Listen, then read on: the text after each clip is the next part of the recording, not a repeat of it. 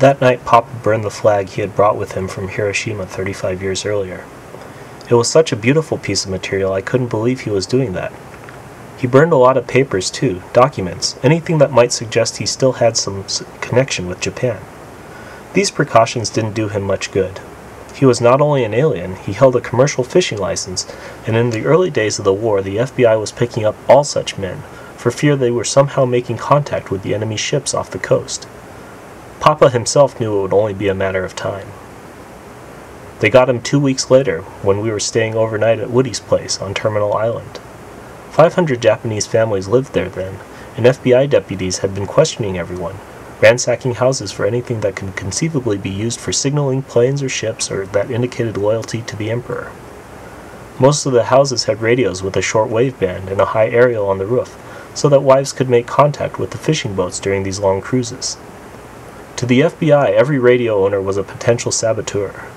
The confiscators were often deputies sworn in hastily during the turbulent days right after Pearl Harbor, and these men seemed to be acting out the general panic, seeing sinister possibilities in the most ordinary household items: flashlights, kitchen knives, cameras, lanterns, toy swords. If Papa were trying to avoid arrest, he wouldn't have gone near that island, but I think he knew it was futile to hide out or resist. The next morning, 2 FBI men in fedora hats and trench coats, like out of a 30s movie, knocked on Woody's door, and when they left, Papa was between them. He didn't struggle. There was no point to it. He had become a man without a country. The land of his birth was at war with America, yet after 35 years, here he was still prevented by law from becoming an American citizen. He was suddenly a man with no rights who looked exactly like the enemy. About all he had left at this point was his tremendous dignity. He was tall for a Japanese man, nearly 6 feet, lean and hard and healthy-skinned from the sea. He was over 50. 10 children and a lot of hard luck had worn him down, had worn away most of the arrogance he came to this country with. But he still had dignity, and he would not let those deputies push him out the door. He led them.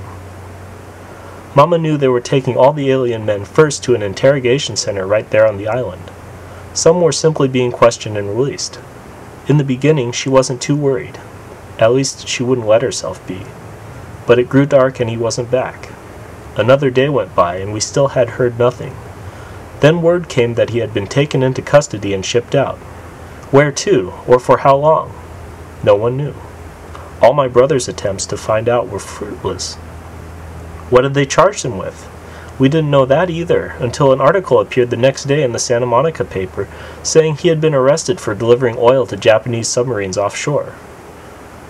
My mother began to weep. It seems now that she wept for days. She was a small, plump woman who laughed easily and cried easily, but I had never seen her cry like this. I couldn't understand it. I remember clinging to her legs, wondering why everyone was crying. This was the beginning of a terrible, frantic time for all my family.